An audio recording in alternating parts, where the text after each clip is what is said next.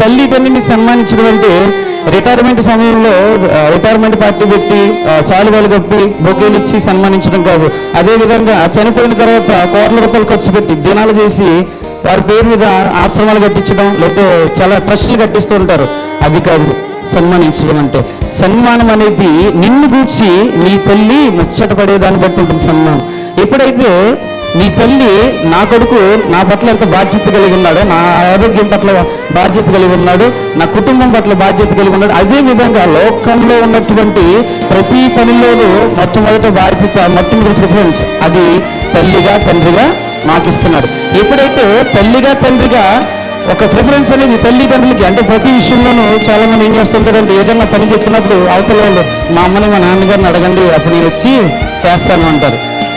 అది అక్కడ ఆ మాట ద్వారా తల్లిని సన్మానించేటువంటి వారు అవుతారు.